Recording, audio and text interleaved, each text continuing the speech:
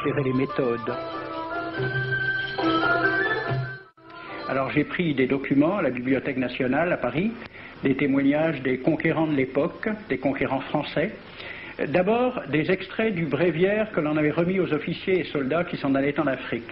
Cela s'appelait « Aperçu historique, statistique et topographique sur l'état d'Alger ». Voici quelques-uns de ces extraits. Ces contrées sont des terres vacantes, abandonnées aux mauvaises herbes par la paresse et l'indolence des morts. Les femmes du pays sont livrées par la paresse des Arabes, qui passent toute leur vie à fumer, à la turpitude de mœurs extrêmement relâchées.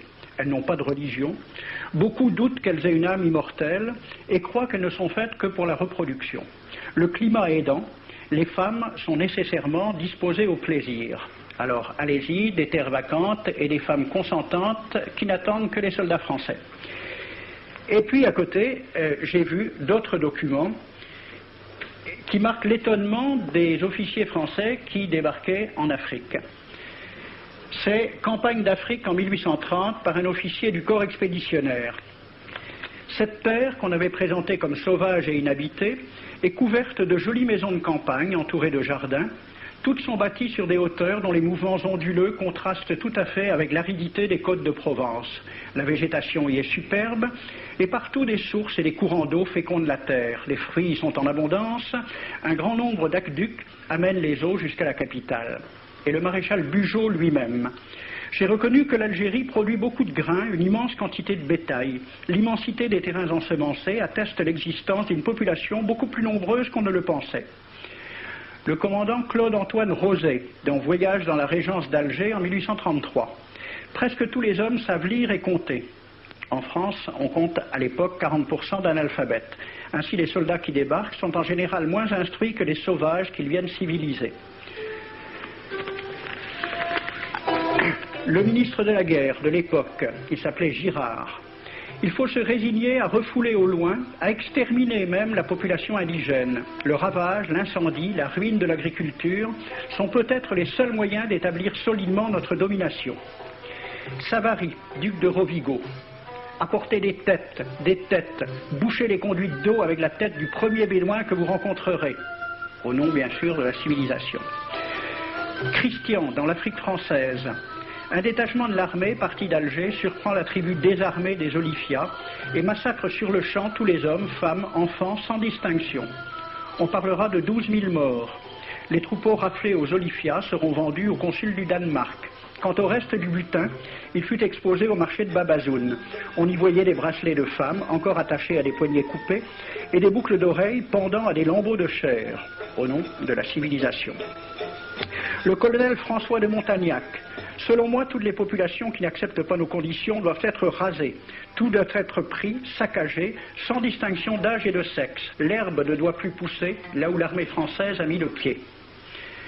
Saint-Arnaud, il était commandant et c'était aussi un mari très attentionné. Il écrit à sa femme « Chère Louise, je suis bivouaqué par une chaleur de 40 degrés au milieu de 20 villages superbes qui ne se sont jamais bien soumis. Je leur ai donné jusqu'à ce soir pour payer les impôts et les amendes que je leur inflige. S'ils ne s'exécutent pas, j'enverrai 3 colonnes brûler tout. » En juin 1845, la tribu des Ouled Riha, chassée de ses douars par les détachements incendiaires du colonel Pélissier, se réfugie dans des grottes de montagne. Ordre du maréchal Bugeaud. Si ces gredins se retirent dans leurs cavernes, imitez Cavaignac aux Béha, fumez-les à outrance comme des renards. Voici le récit d'un témoin, français bien sûr. Voir au milieu de la nuit, à la faveur de la lune, un corps de troupes françaises occupé à entretenir un feu infernal. Entendre les sourds gémissements des hommes, des femmes, des enfants et des animaux, le craquement des rochers calcinés s'écroulant. Le matin, quand on chercha à dégager l'entrée des cavernes, gisaient des bœufs, des ânes, des moutons. Parmi les animaux, entassés sous eux, on trouvait des hommes, des femmes, des enfants. J'ai vu un homme mort, le genou à terre, la main crispée sur la corne d'un bœuf. Devant lui était une femme tenant son enfant dans ses bras. Cet homme avait été asphyxié au moment où il cherchait à préserver sa famille de la rage de cet animal. On a compté 760 cadavres.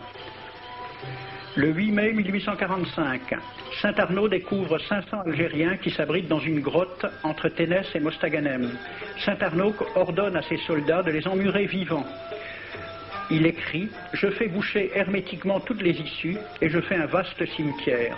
La terre couvrira à jamais les cadavres de ces fanatiques. » C'est à peu près ce qu'ont dit les Allemands en massacrant le village d'Oradour-sur-Glane. Montagnac, toujours lui, le colonel. Voilà comment il faut faire la guerre aux Arabes. Tuer tous les hommes jusqu'à l'âge de 15 ans. Prendre toutes les femmes et les enfants. Vous me demandez ce que nous faisons des femmes que nous prenons?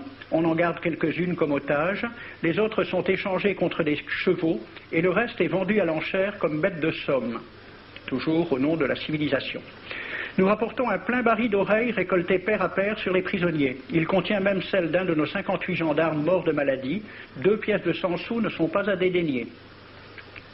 Le maréchal Soult, ministre de la guerre, répondant à des questions à la Chambre des députés. En Europe, un tel acte serait horrible et détestable. En Afrique, c'est la guerre même.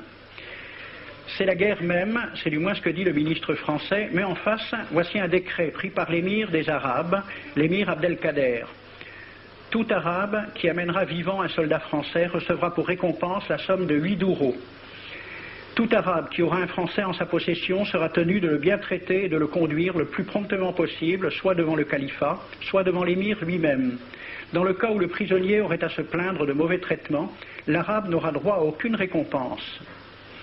À la lecture de ce décret, question d'un soldat algérien, quelle récompense pour un prisonnier vivant? L'émir répond 8 douros. Et pour une tête coupée, l'émir répond 25 coups de bâton sur la plante des pieds. De quel côté était la civilisation? J'ai donc fait ce film avec les citations et des dessins et gravures qui étaient à la Bibliothèque nationale à Paris, et j'ai proposé le film à la Ligue de l'enseignement pour qu'il soit projeté dans les lycées et collèges de France et de Navarre. La Ligue de l'enseignement l'a refusé avec cette appréciation. Quoique très correctement réalisé et basé sur des documents indiscutables, ce film va à l'encontre de toutes les idées qui servent de base à l'enseignement de la pénétration française en Afrique du Nord, ce qui rend sa diffusion impossible. C'était reconnaître que l'enseignement n'avait pas pour but l'éducation, c'est-à-dire l'ouverture vers la réalité, mais l'endoctrinement au service d'une idée politique. Ici,